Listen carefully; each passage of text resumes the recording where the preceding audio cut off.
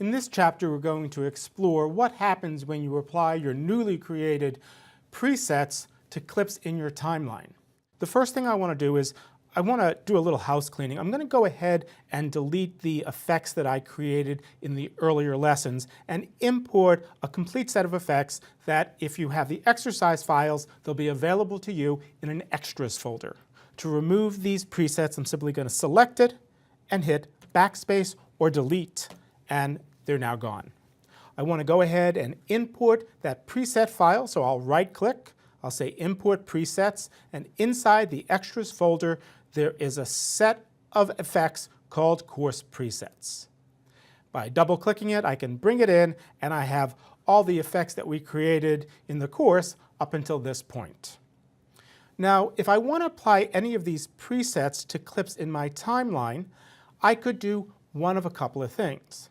One thing I can't do is select the clip in the timeline and then double-click on the preset to apply it.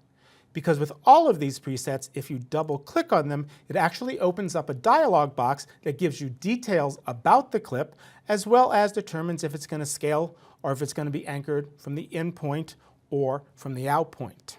Now, one thing to keep in mind, if you do choose to change one of these preferences, such as from scale to anchor to out point, and you hit OK, it's going to remember that setting until you step inside your preset and change it back to, in this case, scale. Now, to properly apply this preset to a clip in your timeline, you can simply grab it and drag it directly onto the clip. And as you see, I have the animated drop back with my lights.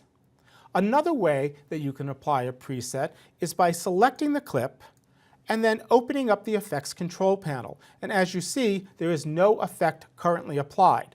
Well, I can choose any of the effects that I might want, and instead of dragging it to the clip on the timeline, I can actually grab it and drag it onto the effects control tab with that clip selected. Now, the advantage of doing this is I can actually see all of the elements that make up that preset. And I like this idea because it gives me the flexibility to turn elements on or off if they're not working for me. So perhaps I don't necessarily want to change the color in the old TV look, so I'm going to go ahead and uncheck that and turn that off. Now, this is fairly subtle, but I didn't necessarily want to modify my effect. We turn off the lens flare, you can see it's a much more dramatic change. So the nice thing about using preset effects and dropping them onto the Effects Control tab is that you can easily modify that preset to exactly the way you want it to look.